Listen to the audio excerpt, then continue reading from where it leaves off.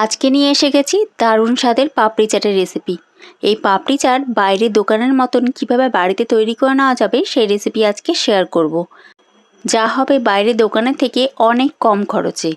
আর দেখাবো পাপড়ি চাটের পাপড়িও কিভাবে বাড়িতে তৈরি করে নেওয়া যাবে। আর এই পাপড়িগুলো একবার বানিয়ে অনেক দিন সংরক্ষণ করেও রাখতে পারবেন। পাপড়ি চাটের পাপড়ি বানানোর জন্য প্রথমে একটা মিক্সিং বোলের মধ্যে বড় চামচে 3 চামচ ময়দা নিয়ে নিচ্ছি। আর তারপরে ময়দার মধ্যে দিয়ে দেবো পরিমাণ মতো নুন, সামান্য কালো জিরে আর ময়ামের জন্য এখানে ব্যবহার করছি সাদা তেল। সবগুলোকে মিশিয়ে খুব ভালো করে ময়াম দিলাম। আর যখন দেখবেন হাতে এরকম বাদলে বেঁধে যাচ্ছে তার মানে বুঝবেন ময়ামটা কমপ্লিট। এইবারে অল্প অল্প জল মিশিয়ে একটা শক্ত ডো তৈরি করে নিতে হবে। ডোটাকে একটু শক্ত রাখার চেষ্টা করবেন, তাহলে পাপড়িটা খাস্তা হবে। ঠিক এই রকম। আর তারপর একটা ভেজা টাওয়াল দিয়ে আধ ঘন্টার জন্য ঢেকে রেখে দিন। আধ ঘন্টা পর দেখুন একটু নরম হয়ে গেছে। এরকম লম্বা করে বেলে আমি পিস পিস কেটে নিচ্ছি। আর যেখানে বেলবো সেখানে একটু অয়েল ব্রাশ করে নিলাম। এইবার একটা লেচি নিয়ে এরকম চৌকো বেলে নিতে হবে।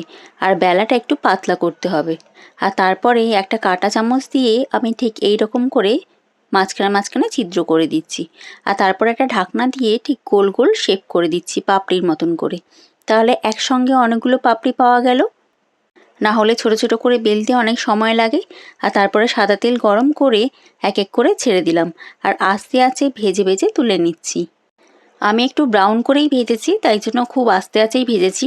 যদি আপনারা ব্রাউন না চাইছেন, একটু হালকা রং চাইছেন, তাহলে আঁচটাকে একটু বাড়িয়ে ভেজে নিতে পারেন। এই পাপড়িগুলোকে অনেক দিন পর্যন্ত সংরক্ষণ করে পাপড়ি চাট বারবার বানিয়ে খেতে পারবেন। তার জন্য একটা এয়ারটাইট কন্টেনারের মধ্যে যেটুকু পাপড়ি রাখতে চাইছেন রেখে ভালো করে মুখ বন্ধ করে দেবেন, যাতে বাইরের এয়ারটা ভেতরে না আসে। এখন আমি কিছু আলু সেদ্ধ করে নিয়েছিলাম, সেটাকে কেটে নিলাম। দিলাম পেঁয়াজ, লঙ্কা, সামান্য ভাজা মশলা, চাট মশলা আর ওপর থেকে তেঁতুলের চাটনি দিয়ে দিয়েছি। তেঁতুলের চাটনির রেসিপি আমি আগে শেয়ার করেছি, একবার সেখান থেকে দেখে নেবেন। আর তারপরে ওপর থেকে ধনেপাতা কুচি দিয়ে ভালো করে আলুটা মাখিয়ে নিলাম। এবার একটা প্লেটের মধ্যে পাপড়ি সাজিয়ে নিয়েছি, দিয়েছি ওপর থেকে আলু মাখা। আর দিলাম দই। দই আমি ডাইরেক্ট দিয়ে দিয়েছি, এখানে কোনো দই ফেটিয়ে রাখিনি।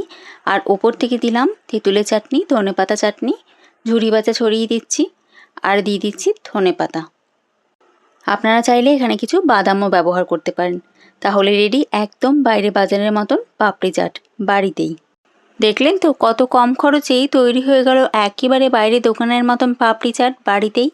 তাহলে এই রেসিপি ফলো করে আপনারাও বাইরে দোকানের মতন পাপড়ি চাট বাড়িতেই বানিয়ে ফেলুন খুব কম খরচে।